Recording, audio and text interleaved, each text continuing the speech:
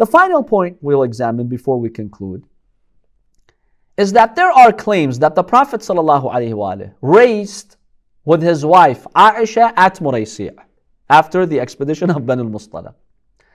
By the way, before, if you remember when we examined the biography of Ayesha in 3 sessions, we mentioned the whole story of ifk, the accusation, and we analyzed those hadiths. Was it really Ayesha who was accused and Allah vindicated her? Or was it Maria? What was the story behind it? In any case, the story of Bukhari claims that this all happened here at Muraysia, after Bani al-Mustalaq. When Ayesha had a necklace and she lost it, she went searching for it, accusations were made against her. We've examined that in detail. And by the way, we've dismissed the common story that they narrate about Ayesha. And we even gave evidence that it was Ayesha who made the accusation against Maria. And Allah subhanahu wa ta'ala vindicated Maria. When she saw Ibrahim, that young baby, and how much the Prophet loved him, one day she came to the Prophet, she told him, Ya Rasulullah, that son does not look like you. And the whole story happened, Imam Ali. And she accused Maria of having an affair with her cousin. And the Prophet sent Imam Ali to verify it, and the truth was shown. We've examined this in detail before. But what's interesting is that they have narrated in their sources that the Prophet ﷺ raised his wife Ayesha. He raced with her. Ahmad ibn Hanbal narrates this in his Musnad. And who's saying this hadith? Ayesha herself. She's making this claim. She says that in one of the expeditions, the Prophet told the army, go, I have some business to take care of. So the army left, they went forward, and she says, I was thin back then. I was not heavy. So he told me, let's race. So I raced with the Prophet, I beat him.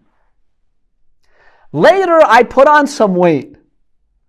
And during the expedition of Muraysia or Bani al-Mustalaq, he invited me again to race him, but this time I had forgotten about the previous race. So the Prophet told me, let's race. I said, Yallah, let's race. So because this time I put on some weight, he beat me this time. When he beat me, he told me this for that. Last time you beat me, now I beat you. Many such claims, my dear brothers and sisters, are found, unfortunately, in books by other Muslims. And the aim of these books is just to show how Ayesha was special and how the Prophet was infatuated with her and she was a special wife. We dismiss these claims. You think Rasulullah sallallahu alaihi wasallam, after a war battle, everybody's tired, they want to go home. And the Prophet delays the entire army. He tells them, go to the side, I've got some business. He's delaying 700 people so he can race with his wife. Would a responsible man do that? I mean, imagine if you're on this army and you're dead tired, you want to go back to your wife and family, and the Prophet's playing with his wife in the desert. Wouldn't you be angry? Come on, you didn't find any other place to race your wife?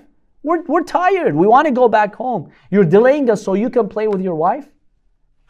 That's not appropriate. See how they bring down the character of the Prophet just to bring up Ayesha?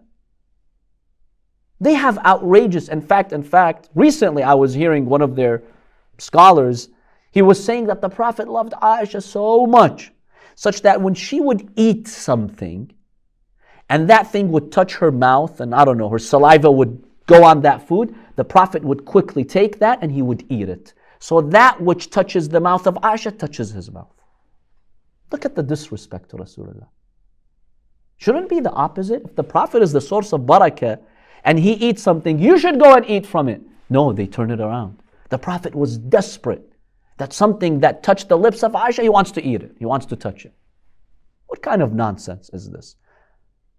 You're reducing the status of Rasulullah sallallahu alaihi wasallam by doing that.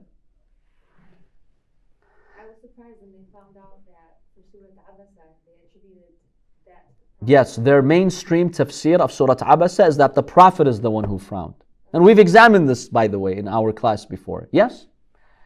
And if you tell them that it was someone else, like Uthman, they get offended. They have an issue with it. Rasulullah is okay. But Uthman, no. What kind of logic is that?